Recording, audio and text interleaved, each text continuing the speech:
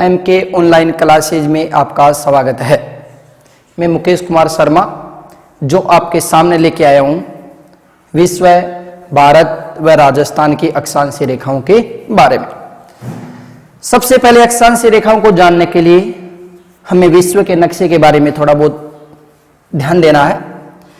अगर इसमें बात करें नक्शे में तो ये दिशा है उत्तर दिशा, यहां पे बात करें तो ये दिशा है दक्षिण दिशा, यहां की बात करें तो ये दिशा है पूर्व दिशा, यहां की बात करें तो ये दिशा है पश्चिम दिशा।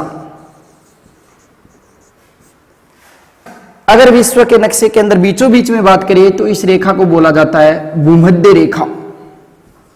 भूमध्य रेखा की बात करें तो इस रेखा का दूसरा नाम है विषुवत रेखा।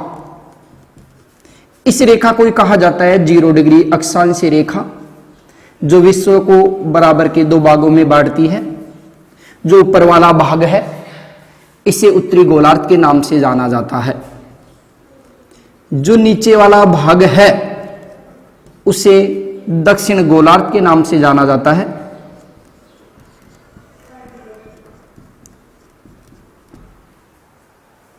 इस 0 डिग्री अक्षांशीय रेखा से ऊपर की बात करें तो इस रेखा को कहा जाता है करक रेखा। करक रेखा की बात करें तो इसका दूसरा नाम है 23.5 डिग्री उत्तर। इसके बाद में आगे की बात करें तो इसको कहा जाता है 66.5 डिग्री। इसके बाद इसे कहा जाता है 82 डिग्री। इसके बाद में कहा जाता है इसे 90 डिग्री, क्योंकि हमारा विश्व है वो कुल मिला के 360 डिग्री का कोण बनाता है।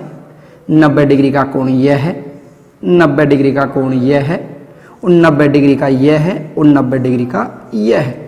अगर चारों को मिला के बात करें तो हमारा विश्व कुल मिला के 360 डिग्री का कोण बनाता है।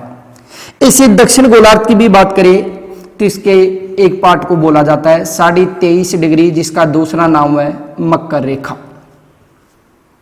इसके बाद में आगे के भाग की बात करें तो इसे बोला जाता है 66.5 डिग्री।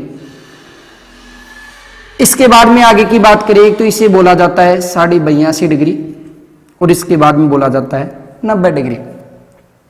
अगर हम बात करें इस वाले पार्ट की तो यह कहलाता है उष्ण कटिबंध।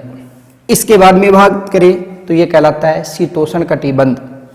इसके बाद में बात करें तो यह कहलाता है उष्णशीतोष्ण कटिबंध, और इसके बाद में बात करें तो यह कहलाता है ध्रुव कटिबंध।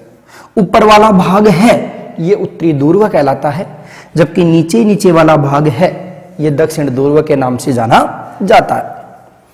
अगर इसमें बात करें कि जैसे भूमध्य रेखा बीचों बीच में है तो भूमध्य रेखा से ऊपर वाला भाग उत्तरी गोलार्ध और नीचे वाला भाग दक्षिण गोलार्ध। इस उत्तरी गोलार्ध के अंदर हमारा भारत बसा हुआ है, जिसके बीचों बीच से यानी कि करक रेखा गुजरती है। इस भारत के अगर पश्चिम में बात करें तो हमारा राजस्थान राज्य है।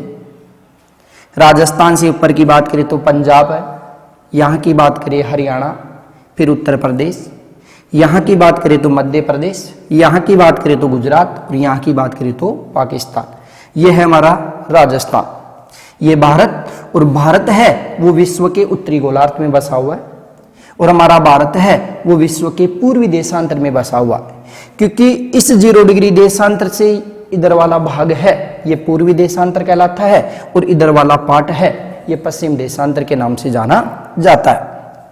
अगर हम बात करें विश्व की अक्षांशीय रेखाओं के बारे में तो हमारे पूरे विश्व के अंदर यानी कि कुल मिला के 90 अक्षांशीय बिंदु ऊपर उत्तरी गोलार्ध में है, जबकि 90 अक्षांशीय बिंदु दक्षिण गोलार्ध में है। इन दोनों की बात करें तो कुल मिला के 180। अगर इनमें भूमध्य रेखा को जोड़ दिया जाए तो इनकी संख्या हो जाती है 181। अगर हम बात करें कि 181 अक्षांशीय बिंदु हमारे विश्व के अंदर है, और अगर अक्षांशीय रेखाओं की बात करें तो अक्षांशीय रेखाओं का मुख्य कार्य होता है तापमान को बताना और जलवायु में परिवर्तन को दर्शाना। यह मुख्य रूप से अक्षांशीय रेखाओं के द्वारा ज्ञान प्राप्त किया जाता है। अगर हम बात करें कि विश्व के बीचों बीच के अंदर दो अक्षांशीय रेखाओं के मध्य 111 किलोमीटर का अंतर होता है।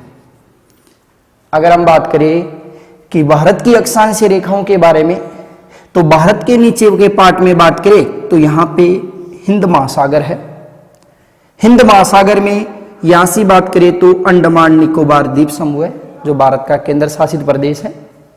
अगर यहां से अक्षांशीय रेखाओं की प्रारंभ की बात करें तो 6 डिग्री 4 मिनट से प्रारंभ होकर भारत 37 डिग्री 6 मिनट तक अक्षांशीय रेखाओं के मध्य बसा हुआ है, जिसको भारत का संपूर्ण अक्षांशीय विस्तार के रूप में जाना जाता है।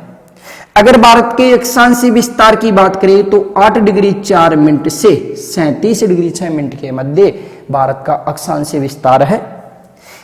अगर राजस्थान के अक्षांशीय विस्तार की बात करें तो राजस्थान 23 डिग्री 3 मिनट से प्रारंभ होकर 30 डिग्री 12 मिनट अक्षांशीय रेखाओं के मध्य राजस्थान राज्य बसा हुआ है। तो हम बात किए हैं कि विश्व की अक्षांशीय रेखा, भारत की अक्षांशीय रेखा और राजस्थान की अक्षांशीय रेखाओं के बारे में। अब इससे अगला टॉपिक लेके आएंगे हम विश्व, भारत व राजस्थान की देशांतर रेखाओं के बारे में। इसके बाद में फिर आपसे मिलेंगे।